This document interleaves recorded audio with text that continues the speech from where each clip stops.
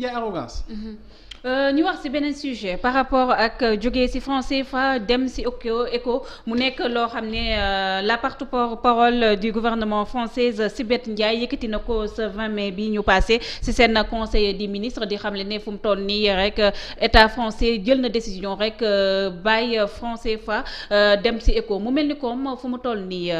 tubaab bi ñoom comme ni ñu tracé loon suñu ay lignes par rapport ak suñu ay limites frontières tey moom la ñu nar a defal par rapport ak suñu monnaie donc souveraineté bi ba tey ça pose problème. moo yow da nga mën a souverain fu ñuy toogee ñun la assemblée française moom moo décidé ci fin wu CFA. dafay poser problème donc bu ñuy décider ci fin wu benn mbir dañuy décider waat ci commencement beneen mbir donc c'est-à-dire franc CFA bi dafa mel ne nga jël buté nga remplacer ko par Diallo dañuy changer tout bu ñu leen waxee ñu naan wéy parce que lii la ñuy sot xam nga ñoom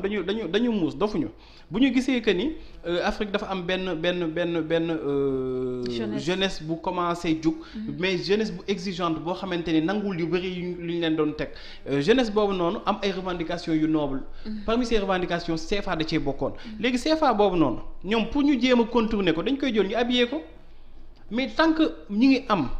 ci suñu biir ci suñuy njiit ñoo xamante ni ay complexé nañu tant que ñu ngi am ñoo xamante ni gëmuñu seen bopp gëmuñu ni développement Afrique ci Afrique lay jógee gëmuñu ni Sénégal bii ñu nekk wala Afrique bii ñu nekk am nañ toutes les ressources pour ñu mën a demalal suñu bopp mais tant que ñu ngi am ñoo xamante ni lépp lu ñuy def dañ koy copier ci la France bu ñuy jël décision dañuy xaar ba France jël décision ñu topp ci mais loolu kese moom moo fi continuer di am il faut à un moment donné ñu xoolaat ñu wax ñu lan mooy finalité xaalis parce que dama koy faral di wax ma ni boo demee Guinée nga dem Mauritanie nga dem Gambie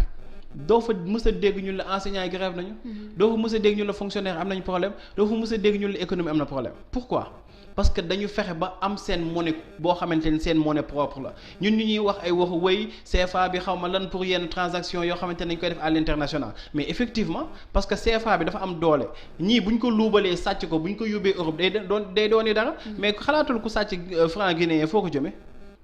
du dem fenn parce que xaalis boobu du am valeur donc il faut à un moment donné ñu jéem a fexe au niveau local Sénégal ci boppam mu jéem a am benn monnaie locale balaa ñuy waxu une monnaie boo xamante ni dafay nekk une monnaie commune à l'Afrique mais boo gisee ñu tànnal lu tur wan la déjà monnaie boo xamante ni nee nañ la ba tey dañ koy arrimer à l'euro mu nekkaat 650 francs au nom de quoi te yow yaa yore say réserve yoo xamante ne dañu koy delloo mais justement ñu ngi ñu yoreel suñu ay réserve lan moo tax joxuñu ko boobu ba tey réserve yooyu tey jii war na mën a dimbali sénégalais yi war na mën a dimbali population africaine bi nga xamante ne dañ nekk dans le besoin mais mënu ma comprendre pendant des années plus de 60 ans France di siéger ci conseil d'administration nee nañ dootuñu fa siéger d'accord mooy peau blanc masque noir dootuñu fa siéger en tant que benn français mais dañ fay indi benn nit ku ñuul boo xamante ne français la it moo fay toog di fa dogal di fa jël ay décisions yoo xamante ne France moo fa ne ba ñuy wax prenez votre indépendance lan la ñu fi tegal beneen nasaraan boo xamante ne grammaire a ko intéressé woon ak ay prix Nobel c'est-à-dire ñoom bu ñu leen wéyee dootuñu taxawati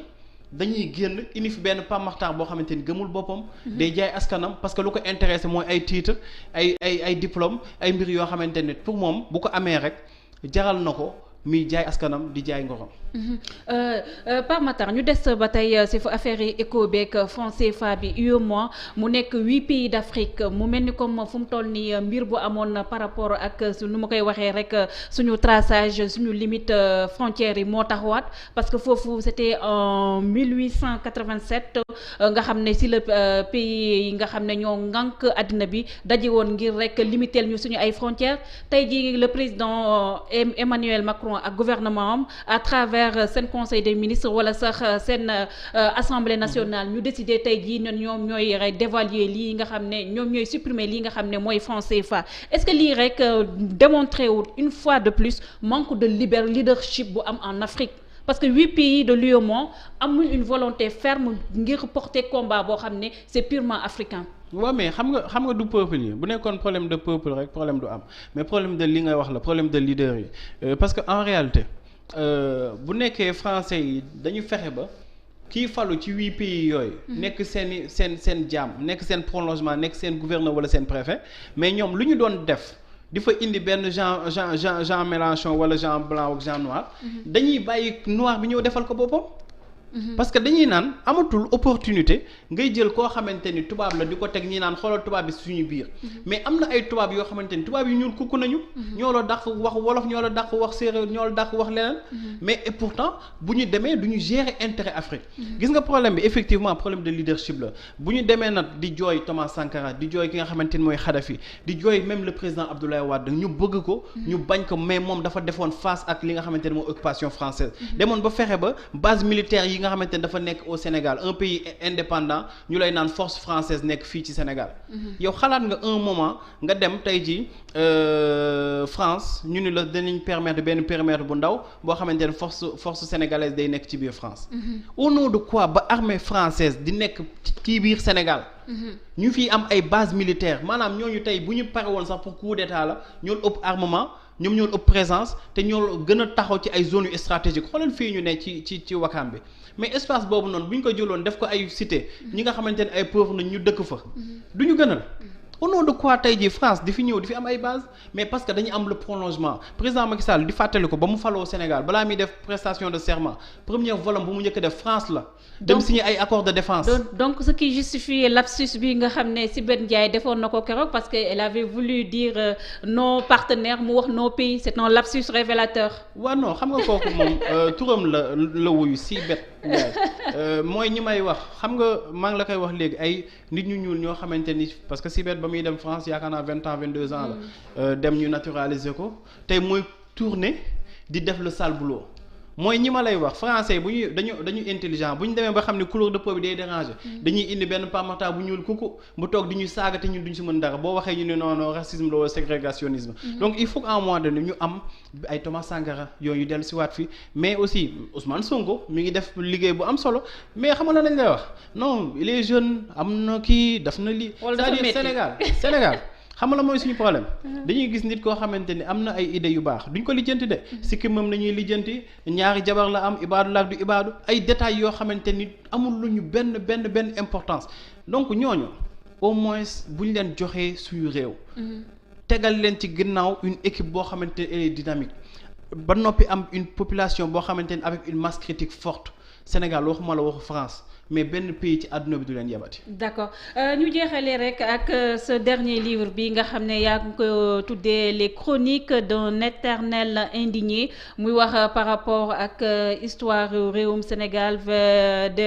vers les années 60 à plus di indigné wu par rapport ak tamit nag gabegie yi nga xam ne seetlu nañ ko suñu ay ressources naturelles yaa ngi wax tamit mbirum kersa jom fulla ak fayda nga xam ne xamee woon nañ ko fii Sénégal mu mel ni comme dafa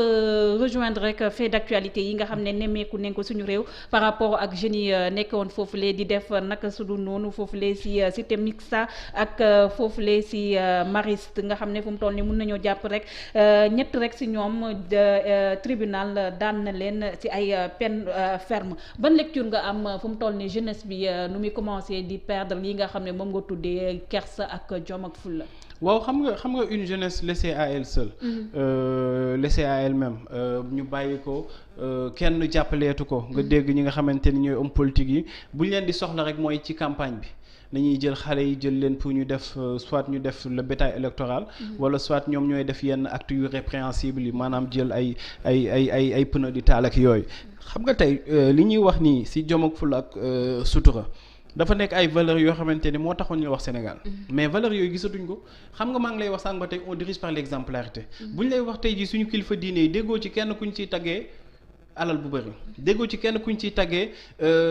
sañse bu rafet mais lu ñu lay taggee lu ñu leen di taggee yëpp jikko la comme lu ñu taggee sallallahu alayhi wa sallam c'est-à-dire jikko jooju noonu da nga koy def ci suñu leaders yi ñoom ñoo koy imposer seen bopp sénégalais yi gis ko naw ko ci ñoom bu ñu doon gis par exemple ay nit yoo xamante ne seen waxu démb ak seen waxi tey dañoo méngoo mais sénégalais yi dañ leen jël en référence tey jii yaakaaruma ni bëri na ñoo xamante ne boo leen ñëwee kan mooy sa référence ñun la président Macky Sall yaakaaruma ni la bëri na ñoo xamante ne kan mooy sa référence ñun la Moussa Sy ak ñeneen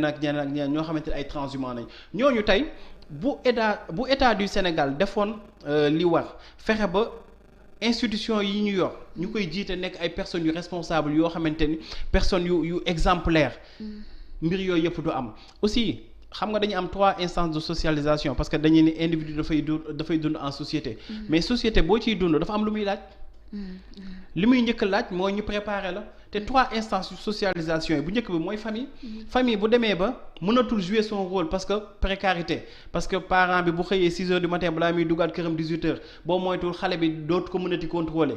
beneen instance bi nekk école yi maa ngi koy wax léegi da ngay dégg ay faits divers lu bëri ci école yi ay drogue beeg yamba beeg yu bëri parce que nit ñi dañu am genre ressentiment. mënuma comprendre nga jàng fi nga war a jàngee am say diplôme yor sa master ba tey mënoo xëy mënoo gont. nga toog sa kër ngay gis ni ba tey maire bi mooy jëm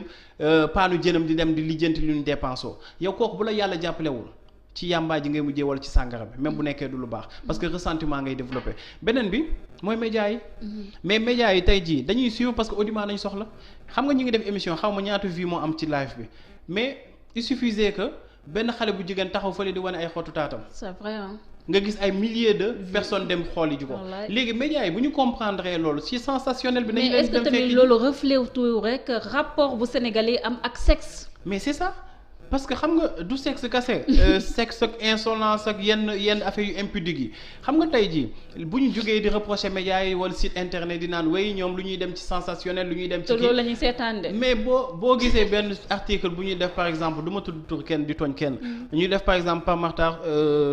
sextape de Pape Makhtar mais di nga gis minimum ci minute bi 1000 personnes yu def ay mentions j'aime ñii di ko commenter. cher yi moom da ngay waaru da ngay naan mais attends lan la ko nit ñi di doyee. ñu le livre de Pape Makhtar ñaari personne duñ ko aimé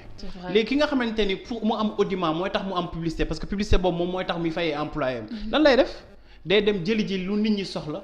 donc nit ñi seen bopp ñoo war a mën a changer le contenu parce que li ngay xool yow yaa koy segg yow yaay xool ni lii amal na ma njëriñ ma xool ko yow yaay xool aussi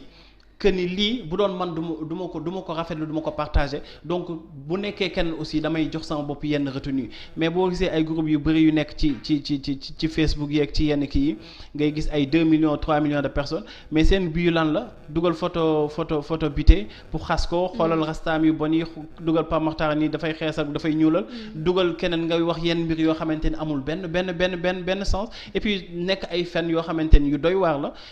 après bu ñu yaakaar ni jeunesse boobu noonu moom mooy tax ba Sénégal développé tant que jeunesse boobu mi ngi am Sénégal dinañ yàgg am président yi. Et c'est malheureux hein, c'est notre société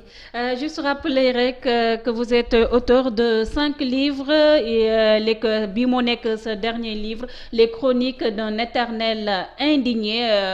je pense que c'est Harmattan qui l'a publié. Léegi fan lañ ko mën a amee pour les gens qui sont intéressés parce que c'est un livre assez intéressant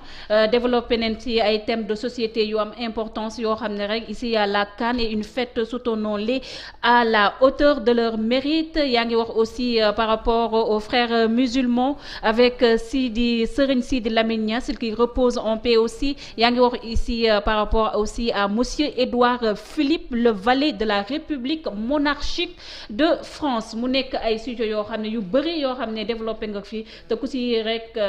xool dina am ay